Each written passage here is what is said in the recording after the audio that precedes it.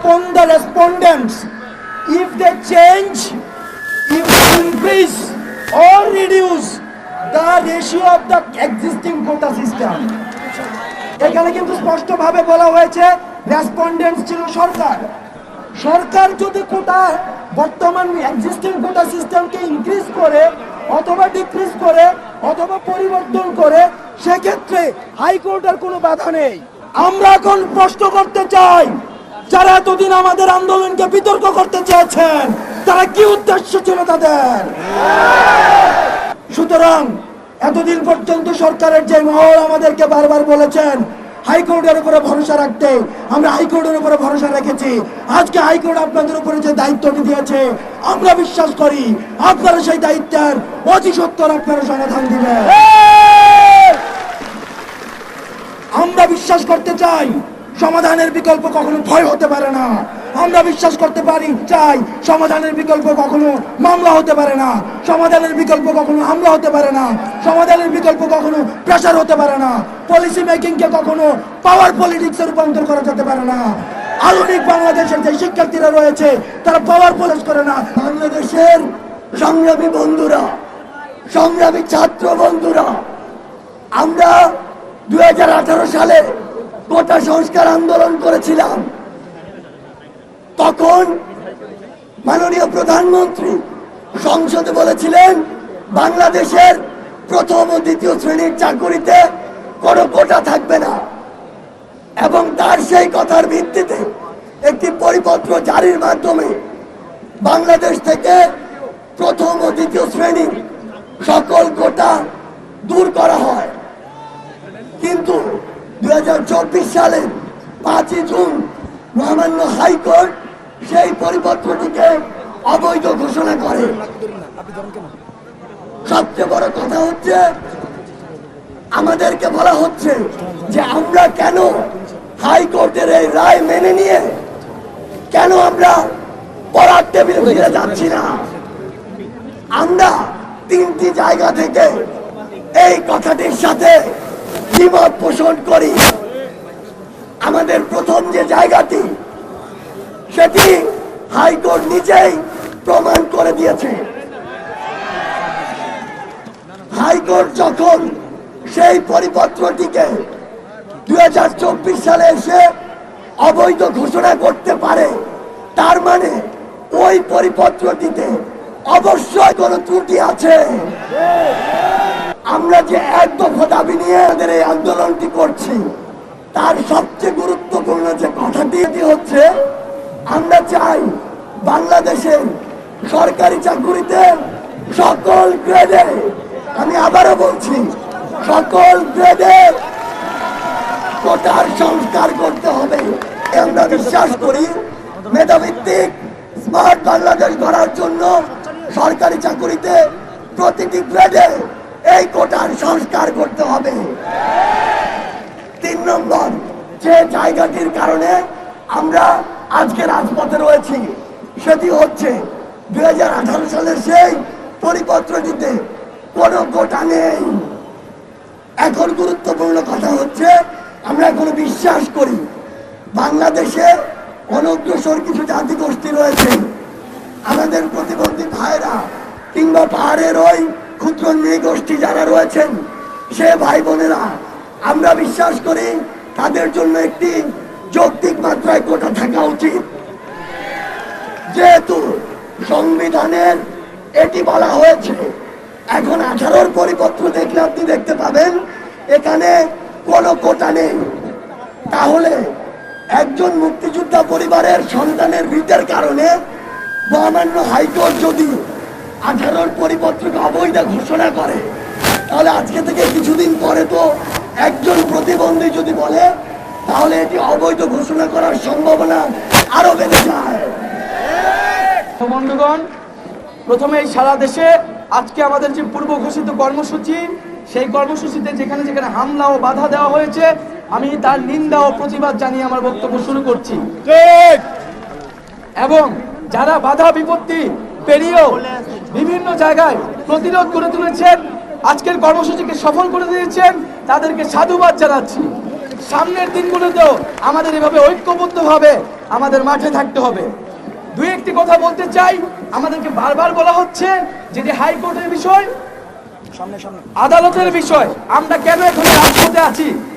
আমাদের সমন্বয়ক সার্জিস আলম স্পষ্ট করেছেন যে আমাদের রাজপথে থাকার কারণ। আমরা প্রথম থেকেই বলে আসছি যে কোটা একটা সরকারের নীতির বিষয়। কোন জনগোষ্ঠী কত পার্সেন্ট কোটা থাকবে এটা সরকার সিদ্ধান্ত নেবে। যদি সেখানে সংবিধান পরিপন্থী কিছু হয় তখন আদালত সেখানে হস্তক্ষেপ করতে পারে। 18 পরিপত্র যেহেতু সংবিধান পরিপন্থী ছিল, হাইকোর্ট সেখানে সুযোগ পেয়েছে সেটাকে অবৈধ ঘোষণা করার, এবং এই সুযোগ কিন্তু 2018 সালে সরকার নিজেই করে দিয়েছিল। আমরা চাই এইবার কোনো ভুল করতে চাই না, কোনো ফাঁদে পা দিতে চাই না। আমরা চাই কোটা সমস্যার চূড়ান্ত সমাধান বাংলাদেশে হতে হবে। আমরা 18 সালে আন্দোলন করেছি, 24 সালেও আন্দোলন করছি। আমরা স্পষ্টভাবেই বলছি হাইকোর্টের সাথে আমাদের আন্দোলনের কোনো ধরনের সম্পর্ক নেই। আদালতের প্রতি আমাদের পূর্ণ শ্রদ্ধা এবং আস্থা রয়েছে, কিন্তু আমাদের এক দফা দাবি সেটি সরকার ও আইন বিভাগের কাছে। আমরা বলেছি জাতীয় সংসদে আমাদের যে এক দফা দাবি 5% কোটা অনগ্রসর জনগোষ্ঠীর জন্য রেখে বাকিটা মেধাভিত্তিকভাবে নিয়োগ দিতে হবে এবং আইন পাস করতে হবে। এবং 18 পরিপত্র ছিল প্রথম ও দ্বিতীয় শ্রেণীর জন্য। আমরা এখন সকল গ্রেডের কথা বলছি, যেখানে আদালত কোনো ধরনের কথা বলতে পারে না, এটি সরকারের এখতিয়ার কেবলমাত্র। কিন্তু আমরা দেখছি এই আন্দোলনের প্রথম থেকেই সরকার এবং দায়িত্বশীল গুরুত্বপূর্ণ ব্যক্তিবর্গ আদালতকে সামনে রেখে টালবাহানা করছে, আমাদের আন্দোলনের ন্যায্যতা নিয়ে প্রশ্ন তুলছে। আজকে মহামান্য আদালতও তার অবস্থান স্পষ্ট করেছে। আদালতকে আমরা সাধুবাদ জানাই এবং আমরা মনে করি যে সরকার আসলে নিজেই আদালতের অবমাননা করার চেষ্টা করছে। যেই কাজ সরকারের সেই কাজ সে আদালতের দিকে ঠেলে দিচ্ছে। তো আমরা বলবো এখনো সময় আছে, কোন ধরনের টালবাহানা না করে সুস্পষ্ট বক্তব্য এবং দৃশ্যমান পদক্ষেপ নিতে হবে। জরুরি অধিবেশন ডেকে সংসদে কোটার আইন পাস করতে হবে। আরেকটি বিষয় বন্ধুগণ, আমাদের আন্দোলন নিয়ে রাজনৈতিক সংশ্লিষ্ট নিয়ে বারবার বিভিন্ন মহল কথা বলার চেষ্টা করছে যে আমাদের নাকি রাজনৈতিক উদ্দেশ্য, সেই জন্য আমরা রাজপথে আছি। আমরা খুব স্পষ্টভাবেই বলতে চাই যে আমাদের সাথে সরকার বা অন্য কোনো পক্ষের রাজনৈতিক কোনো পক্ষ বিপক্ষ বা সংশ্লিষ্টতা নাই। কোটা সমস্যা নিরসন সাধারণ শিক্ষার্থীদের স্বার্থের দাবি, তাদের মনের প্রাণের দাবি। এই আন্দোলনে বিভিন্ন দল মতের শিক্ষার্থীরা রয়েছে। আমরা এই ইস্যুতে সবাই ঐক্যবদ্ধ এবং সবার প্রতি আহ্বান থাকবে আপনারা এখানে সাধারণ শিক্ষার্থীর ব্যানারে এসে আন্দোলনকে সফল করুন। এবং সরকারের প্রতি আহ্বান থাকবে শিক্ষার্থীদের যে কোনো আন্দোলনের ভিতরে বিরোধী দলের ভূত দেখার যে মানসিক রোগ হয়েছে তা যদি তারা দ্রুতই সারিয়ে আন্দোলন বন্ধ করা যাবে না, ভয় দেখিয়ে এই আন্দোলন। এবং আরেকটি বিষয় যে বারবার বিভিন্ন মিডিয়া এবং নানা প্রোপাগান্ডা সেল ব্যবহার করে এই আন্দোলনকে প্রশ্নবিদ্ধ করার চেষ্টা করা হচ্ছে, জনদুর্ভোগের কথা বলা হচ্ছে। আজকে আমরা এই যে এত টানাদিন আন্দোলন করছি, সরকার কোনো কর্ণপাত করে নাই। এই আন্দোলন সুরাহা করার দায়িত্ব কার ছিল? সরকার এবং আন্দোলনের রায়ে, সরকার এবং আদালতের রায়ে এই আন্দোলনের প্রেক্ষাপট তৈরি হয়েছে। আমরা নিজ উদ্যোগে কিন্তু আন্দোলনে নামি নাই।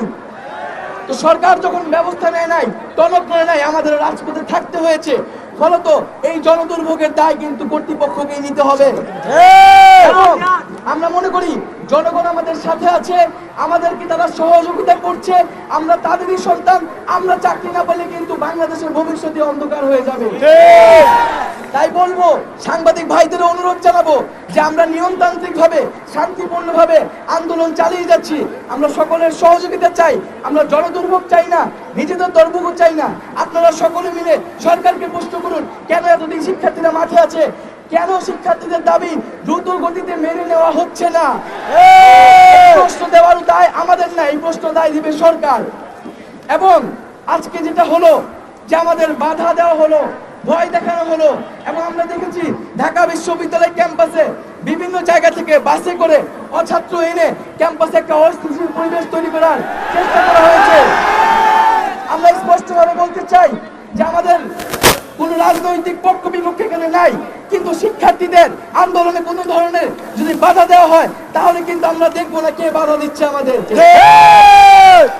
তো বন্ধুগণ, আমি বিশ্ববিদ্যালয় প্রশাসনের কাছেও আহ্বান জানাবো, বিভিন্ন বিশ্ববিদ্যালয় প্রশাসন, শিক্ষার্থীদের নিরাপত্তা দেওয়ার দায়িত্ব কিন্তু আপনাদের। আগেও বলেছি, আমাদের আন্দোলন যৌক্তিক আন্দোলন, যদি আমরা চাকরি না পাই বিশ্ববিদ্যালয়ের শিক্ষকদের কিন্তু প্রশাসনের চাকরি থাকবে না। বন্ধুগণ, এ পর্যায়ে আমরা আমাদের কর্মসূচি ঘোষণা করব। আগামীকাল আজকে যে আমাদের যে এক দফা কর্মসূচিতে আমাদের আন্দোলন, আমরা চাচ্ছি জরুরি অধিবেশন ডেকে সংসদে এই আইন পাস করতে হবে, তার আগ পর্যন্ত আমরা রাজপথে থাকবো। এই এক দফা দাবি সহ সারা দেশে যে হামলা করা হয়েছে, বাধা দেওয়া হয়েছে এবং যারা বাধা দিয়েছে তাদের বিচারের দাবিতে আগামীকাল বিকাল 4টায় সারা দেশের সকল ক্যাম্পাসে বিক্ষোভ মিছিল ও সমাবেশ অনুষ্ঠিত হবে। মেধা মেধা